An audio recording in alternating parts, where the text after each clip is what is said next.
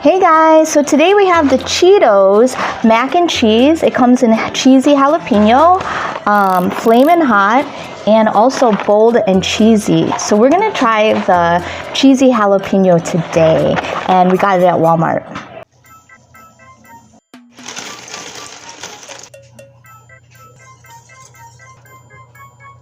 So here we go, let's check it out.